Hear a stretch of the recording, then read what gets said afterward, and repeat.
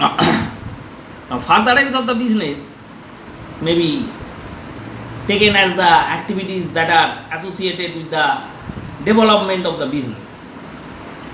And the example that is given in the book here is that Messrs. X Limited is the manufacturer of the car, and they intend to establish manufacturing unit in the southern zone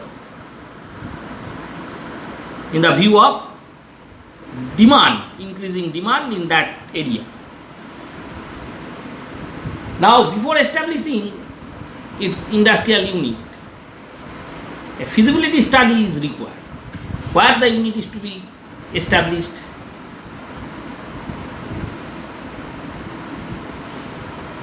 what are the benefits and what are the strength, weakness, opportunity and threats in respect of establishing units in that places, etc., for which a feasibility study is required. Now, that feasibility studies are to be done by some specified agencies or corporations. Now, here Mr. Y, as a consultant, is appointed for carrying out such activities relating to the feasibility study, for searching, evaluating and shortlisting the places for the prospective targets. And on the basis of the feasibility study that is being done by Mr. Y, and as per the report of that study, X Limited established its unit in the Ambattur Industrial Estate, Chennai. So here Mr. Y providing services to Messrs. X Limited regarding furtherance of business of Messrs. X Limited, and that services is being provided by Mr. Y, obviously again some consideration. So here supply of services is there, that supply of services is provided by Mr. Y to Messrs. X Limited, and that services is provided against the consideration also, and the service is provided for furtherance of the business of Messrs. X Limited. Since it is relating with the furtherance of the business of Messrs. X Limited, here it is to be taken as the taxable event. That means here GST is applicable on the amount of the fees that is to be charged by Mr. Y to Messrs. X Limited. So this is a taxable event.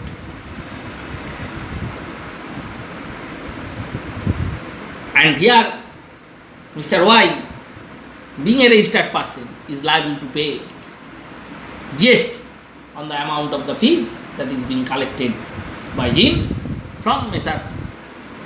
X Limited. But if Mr. Y does not have any registration regarding providing of such services, then what will happen? That will be discussed in our later class, where we concern about the reverse charge mechanism. Now, next point is that GST is essentially a tax only on commercial transaction. That means if there is no commercial transaction, no GST will be there. If the supply of goods and services are not in the course or furtherance of the business, then it will be treated as not to be provided, not to be taken as commercial transaction.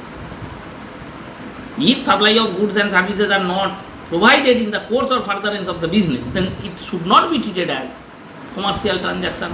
And whenever a transaction is not to be treated as the commercial transaction, then it will not leviable for GST. So here hence only those supplies that are in the course or furtherance of the business qualify as supply under GST. Hence, any supply made by an individual in his personal capacity do not come under the ambit of GST. So here it is to be remembered that whenever a supply is made by an individual in the personal capacity, in his personal capacity, that do not come under the ambit of GST unless they fall within the definition of the business as defined in the Act. Now, sale of goods or services even as a vocation is a supply under GST. This is a very interesting sentence that is being given in this case, that sale of goods or services even as a vocation. Vocation means this is not in the regular feature. Sale of goods and services even as a vocation is a supply under GST. And the example is very interesting. Therefore, even if a famous politician painting for charity and sell the painting even as a one-time occurrence, the sale would constitute supply. What does it mean? That here the famous politician painting for why? For charity. Famous politician painting. This is not the regular profession of this politician, but he is making paint. He has making paint or painting for charity. This is not the usual profession of that politician. It is done by such politician as a vocation. But even if such painting is done by such politician on vocation for charity and sell the painting even as one-time occurrence, then that sale would constitute supply. That means it is to be taken as taxable event and GST will be there. You know that there is a case in respect of a famous politician in our country who making paint as a vocation and sell such painting for 1.86 crore to a renowned businessman who has been accused later for some criminal cases. And after selling that painting by 1.86 crore, such politician sold such transaction as charity and donate such amount to a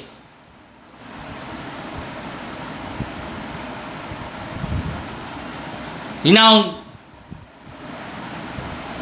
magazine agencies that is run by a political party. Now, question is whether such transactions are to be taken as a taxable event or not.